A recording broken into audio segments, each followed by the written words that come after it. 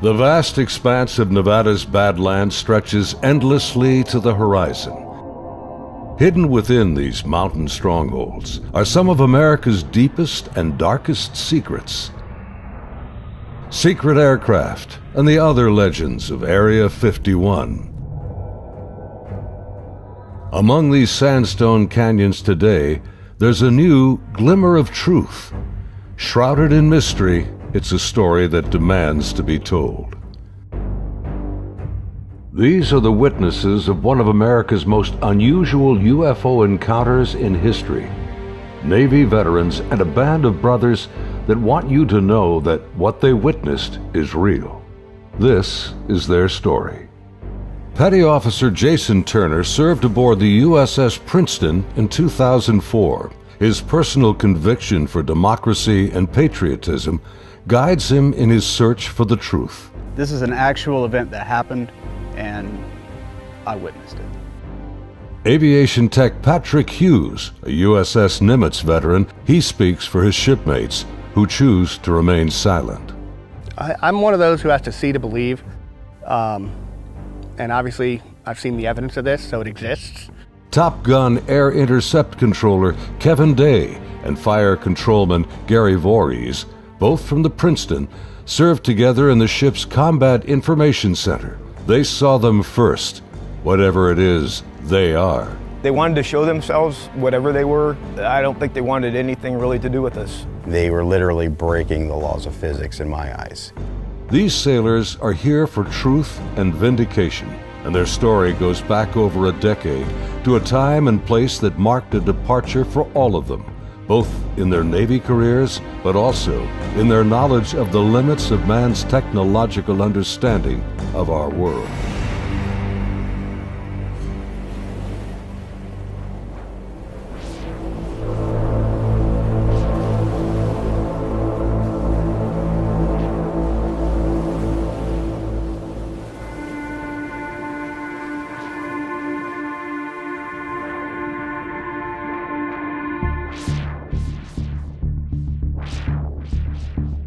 Looking out over the ocean toward the horizon, sun, sea, and sky form an endless vista, a never-ending cycle of tide, wind, and waves. Here, far from shore, strange events have unfolded. These stories stretch the boundaries of our imagination and challenge our beliefs. This is a true story of such events from the accounts of the sailors and naval aviators who experienced them. Professional military service members who want the world to know that what they encountered is real. Even more troubling, our military has no explanation. The answers seem to elude everyone, like reflections on the waves, yet they are out there.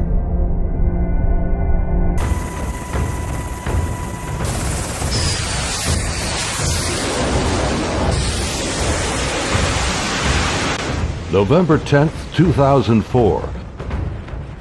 90 miles southwest of San Diego, California, in the Naval Operations Area, the Nimitz Carrier Strike Group and her complement of warships and the aircraft of Air Wing 11 are conducting a routine 2-week training exercise. Nearby, the guided missile cruiser USS Princeton has been tracking unknown aircraft that appear and disappear from her sophisticated Aegis radar screens. The Spy-1 Bravo radar is one of the most advanced sensors ever deployed. Princeton's main role is air defense of the strike group, and Operations Specialist Senior Chief Day is in charge of protecting the airspace around the Nimitz. And my job was to man the radars and ID everything that flew in the skies. And I also sat a position called Anti-Air Warfare Coordinator, where if we ever had to go to war, I was the guy that was going to launch the missiles and kill shit. In addition to that, I was the Air Intercept Controller. When the Super Hornets take off the carrier, I'm the guy that takes control and takes them to the fight and gets them home safe. And there was a lot of experience in that room. The captain had 28 years, I had 18 years. And the Aegis ship is our newest weapons system afloat. It's got the Spy-1 radar system, phased array radar system, and I was an expert on that. Inside the Combat Information Center, Chief Day's attention is focused on a group of unknown aircraft on the Spy 1 screen. He's trying to identify them. I was on watch, and we were probably 100 miles, I forget how far exactly that day we were, off the coast of San Diego southwest, kind of off the coast of Mexico, Baja. And I started to notice these weird tracks that were popping onto my radar coverage right around San Clemente Island. And the reason why I say they were weird, because they were appearing in groups of 5 to 10 at a time, and they were pretty closely spaced to each other, and they were 28,000 feet going 100 knots tracking south. And in the back of my mind, I'm thinking, that's kind of odd. I mean, I don't know anything that flies like that. They weren't on the comm air routes, the commercial airline routes. I wasn't really that concerned about them. I didn't consider them hostile for any reason at all. Another watch or two, as I'm watching, the same formation appeared again. And over the course of 3-4 days, it probably counted up to that point, groups of 5 to 10 at a time. There were probably 50, 60 tracks by then. Today, Kevin and Gary are still looking for answers. They've known each other for over a decade since their Navy days. Gary was a third-class petty officer and fire controlman back then. I worked on the Aegis computer system on a CG-59 guided missile cruiser, the USS Princeton. I'm in charge of CEC and data recording and maintaining and operating all the mainframes that run the system. They're both becoming increasingly frustrated in their attempts to ID the strange aerial objects, which have no transponders and fit no known flight profiles. The guys that work on the Spy 1 Bravo radar, they had come across and said they needed to take the system down for recalibration because they were getting clutter or ghost tracks, and they needed to recalibrate to get rid of them. Then once they did finish all that recalibration, bring it back up, the tracks didn't disappear. They were still there, but they were actually sharper and clearer. They were doing diagnostic tests on everything we had to make sure it was not a system malfunction. And it turned out that it wasn't. These were actually real objects. I had the highest spy track quality possible on these contacts. In this situation, I actually started recording on all 4 tapes at the same time. That way, it was a one continuous loop, and I was just replacing them as they were, becoming full. We failed utterly to identify these things. It didn't meet any of the parameters for anything that was known. In some cases, they seem to descend from space and then suddenly plunge to near sea level in seconds. Coupled with the unidentified nature of the craft and lack of clearance, these extreme flight observations are very troubling to the crew assigned to protect the carrier group from aerial threats. Sunday, November 14th, morning. The Nimitz deck crew is busy launching FA-18F Super Hornets, helicopters, and E-2 Hawkeye early warning planes. The mission? Simulated air defense, or ADEX training over the Pacific. The winds are calm, the skies are clear, a near-perfect day for flying.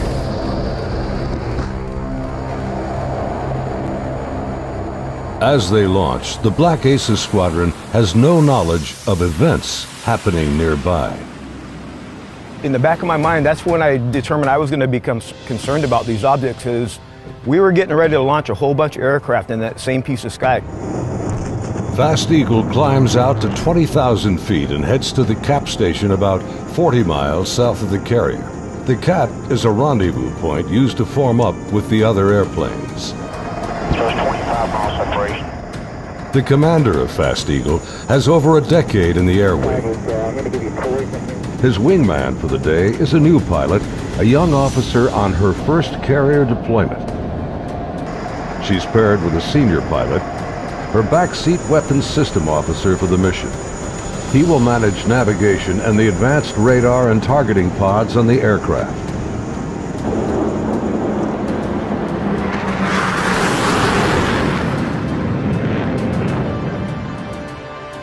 Overhead, an E-2 Hawkeye from the Wallbanger Squadron is on station directing the aircraft. Banger provides eye-in-the-sky command and control during carrier flight operations. Back in the Combat Information Center on Princeton, the mysterious objects are back. And today is the first time Senior Chief Day has jets in the air that can intercept the mysterious aircraft. Seeing these contacts, Captain Smith orders me to intercept one of them. So I went back to the console. I picked the closest one that was to us, and I had intended to let the Hawkeye do the intercept because they already had control. It was just easier.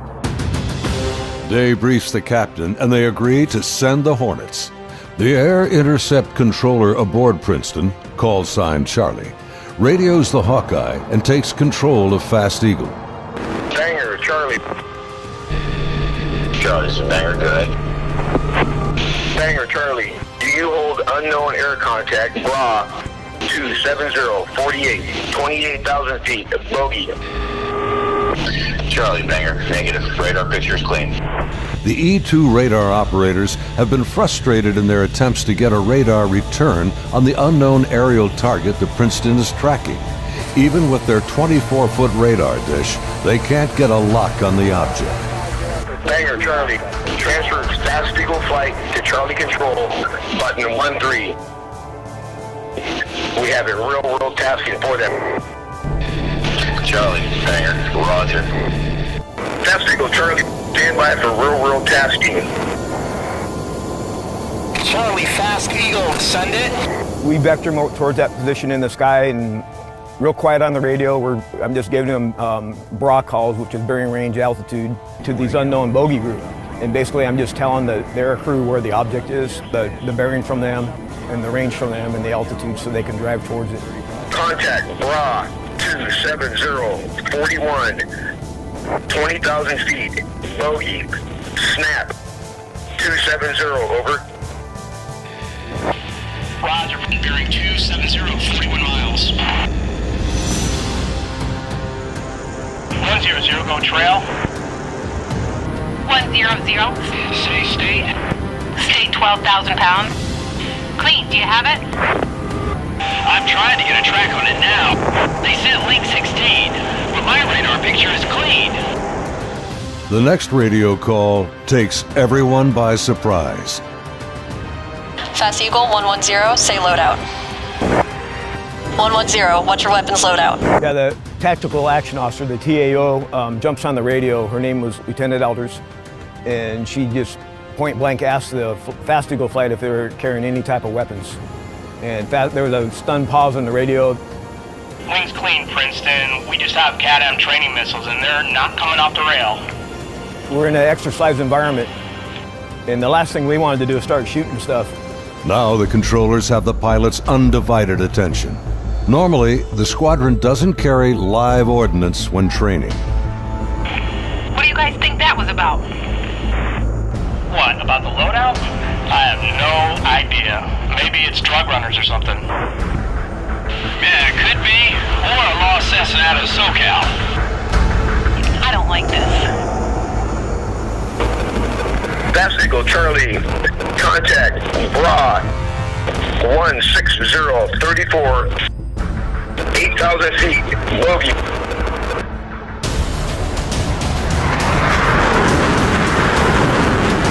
Roger, 34 miles at 8,000. Committed, your call, continuing. As Fast Eagle approaches the target, they see nothing unusual. Their onboard radars can't get a lock on the object. Fast Eagle, Charlie, bra 160-10, 8,000 feet. Roger.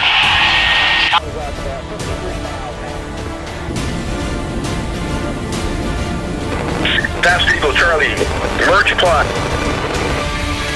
Basically what the merge plot means on the radar, you got two objects in the same vertical piece of sky, so when I'm looking at the 2D display, it looks like a one radar blob now. Confirm the object appears stationary. I had it at 17.7. Showing, again, basically no airspeed on it. Hey, you guys seeing us? What is that?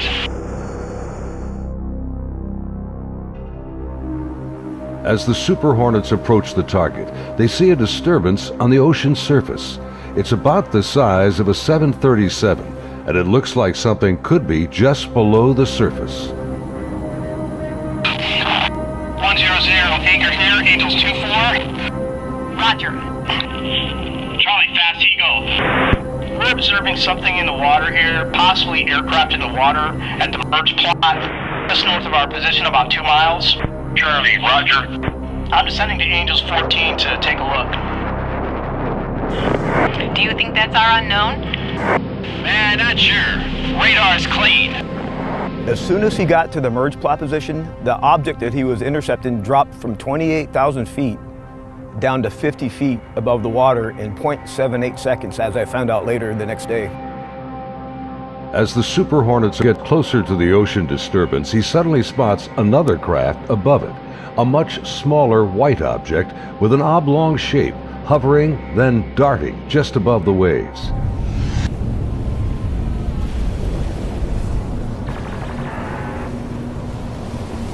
The object is moving around erratically, seemingly focused on the white water. The shape is similar to a tic-tac. It's smooth like porcelain. It's not an airplane.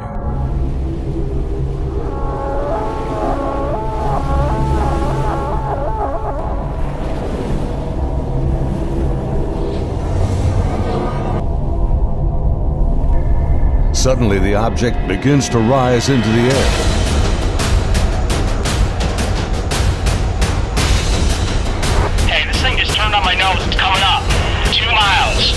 The strange craft begins mirroring the turn rate of Fast Eagle. Tower 1 Vulgate, 287, 2 miles, Angels 5. The object is now at his 3 o'clock position as he continues to turn with it. He's turning hard, 3,000 meters. We had the external communications in the speaker in combat so everyone could listen to it. And the next thing I hear in the radio going, oh my God, I'm engaged, I'm engaged. 1,000 meters, he's southwest, Angels 8.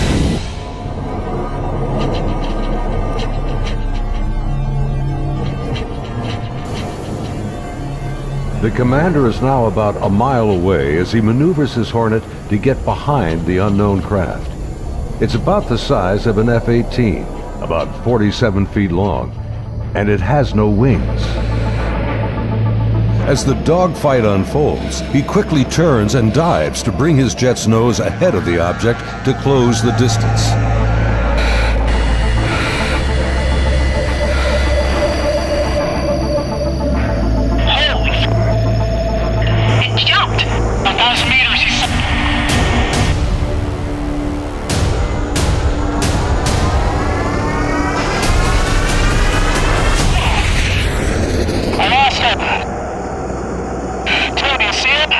Suddenly, the tic-tac rockets past.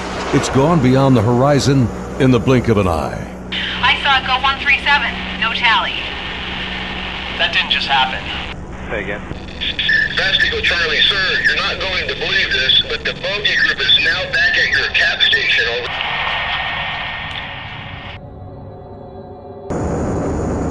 Over. As Fast Eagle returns to the area of the ocean disturbance, the object is gone, and the sea is once again calm. Soon, they land on the ship.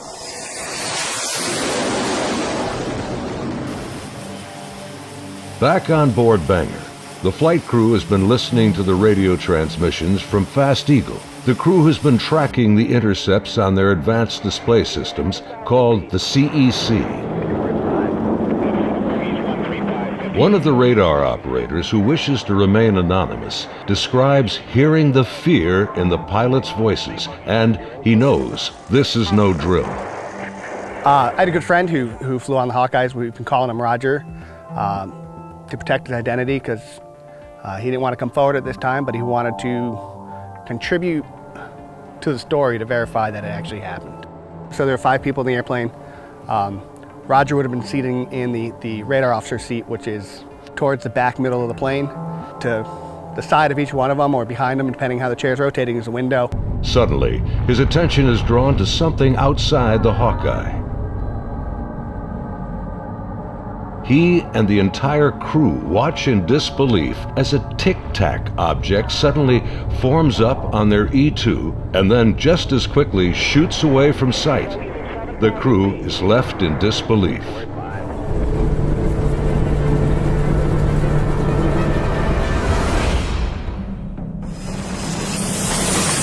As Banger returns to the ship, the crew is shaken.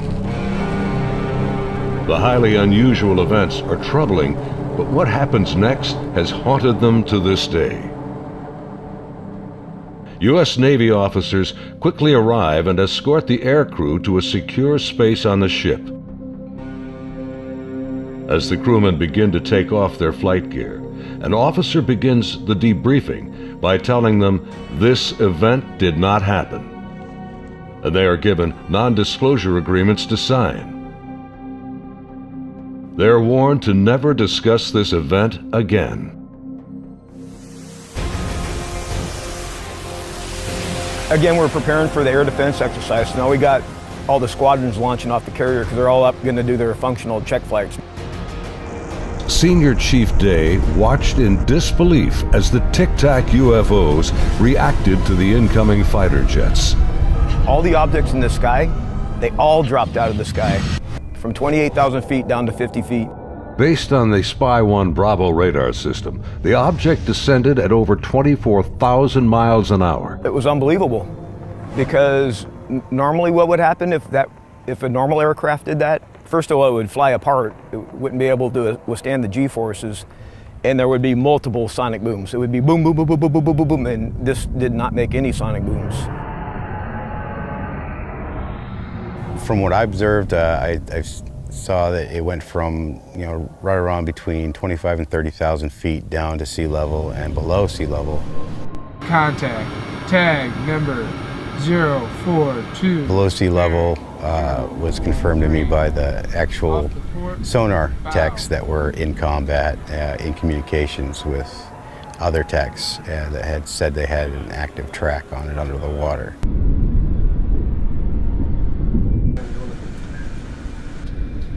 They're talking with their sonar guys on the sub that was with us, and I mean, I was told directly that it did go underwater. It went from being in the air to underwater. From what they were saying, it was going averaging about 500 knots under the water.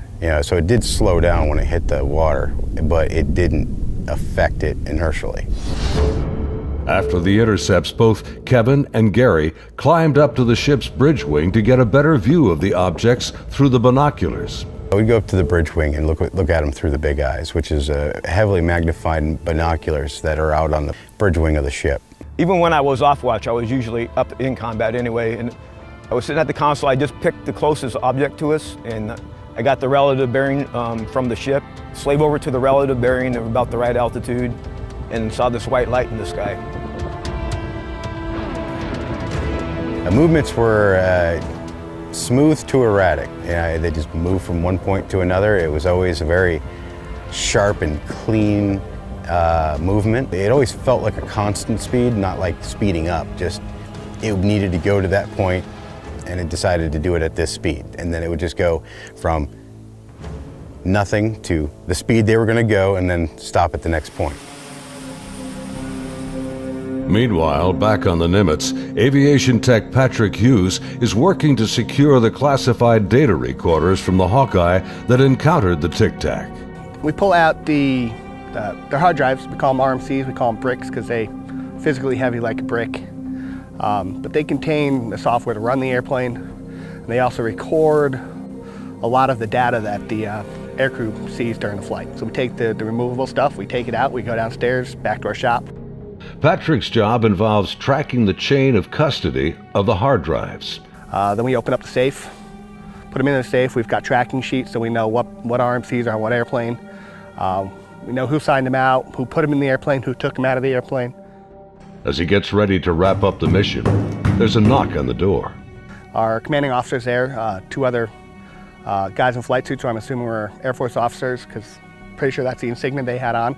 But they were not on the ship earlier. I did not see them come on the ship, so I'm not sure how they got there. But the skipper basically said, I need the bricks off the flight. We opened the safe, we put them in the bags. He took them, he took his two anonymous officers and left. The officers, with the classified hard drives in hand, soon board an HS-60 Seahawk helicopter and leave Nimitz.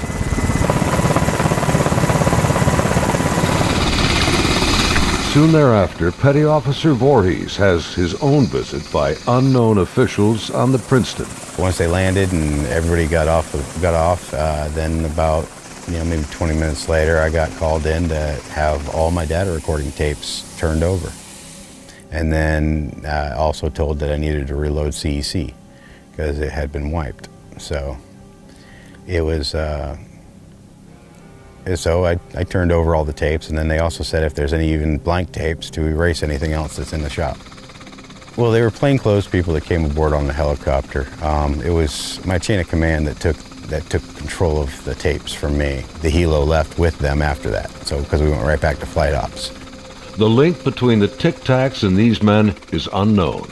How they became aware of the UFO encounters and how they arrived so quickly on board after the event is also a mystery.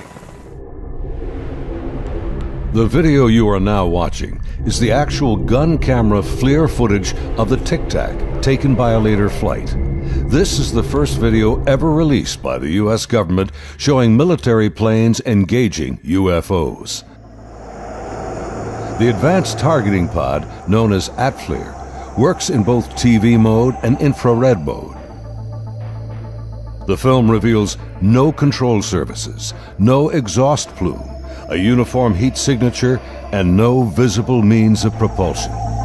Gary and his shipmates saw the FLIR film on their consoles and on the secret LAN aboard the Princeton. It was a much clearer video. You could see the shape of the ship. You could see it, moving.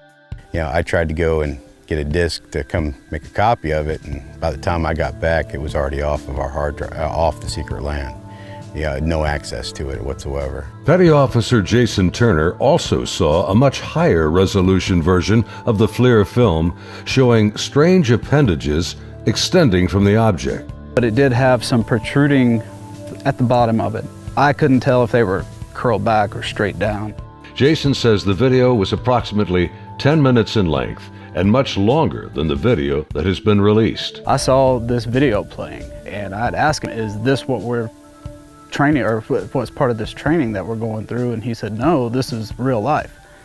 And when I saw it, it was a very clear image, a very clear video, and this thing was going berserk, like making turns, like it's incredible. The amount of G-forces that it would put on a human that this thing was doing. The jets were like trying to trail this thing, and it would just run off and leave them. It would just poof, gone, and then it would come back, and then you would see it, and then it made a maneuver, like they were chasing it straight on. It was going with them. This thing stopped, turned, and just phew, gone. That's the only way to describe what it looked like. Dude, this is a fucking drone, bro. There's a whole fleet of them. Look on the ASA. My gosh. Just 11 years later, fighter jets from USS Roosevelt filmed this anomalous object in 2015. Well, if there's anything, it's rotating. Like the Nimitz encounter, they too were conducting routine training when fleets of UFOs were encountered by the pilots. The Nimitz encounters remained cloaked secrecy for over 13 years. The first-hand testimony about UFO sightings is practically unheard of from military service members. Thanks to the brave and honest accounts of the sailors and naval aviators who have come forward to relate their experiences, and of the remarkable videos they filmed that day, the silence has been broken. I dealt with this all on my own for many, many years, and it was not a very pleasant journey to go through, because no one really believes you. But now things have changed, and anyone out there that's struggling with this and wants to reach out, there is now a group that you can reach out to and get help and support and vindication. It's honestly been a little relieving to be able to actually talk about it and how important that event really was, and not just keep blowing it off. There's people out here that really need to know and want to know, and you have the support of me and Kevin and my other shipmates that have come forward and decided to talk about it. My role is to describe the story and convince people that yes, this event really happened and these objects were really real, but what they are, I have no idea. It is something. I want to know what it is. That's the whole reason I chose to come forward to contribute to the story, because there is a story here, there is more information here. The more of us that talk about it, the better chance of the full story coming together. And it's vindication for us that other people are looking into it, and you know, we finally tell our story and people listen. If you need to get a hold of us or would like to talk to any of us, Kevin, me, or any of the other guys that have come forward, there'll be an email address at the end of this video that you can contact them and they can get a hold of us. If you or someone you know has witnessed unknown objects from military ships or planes, please contact us at the address on your screen. You can remain anonymous. As we strive to understand these encounters and come to terms with what they mean, there's something far beyond the horizon and the limits of our comprehension waiting for all of us.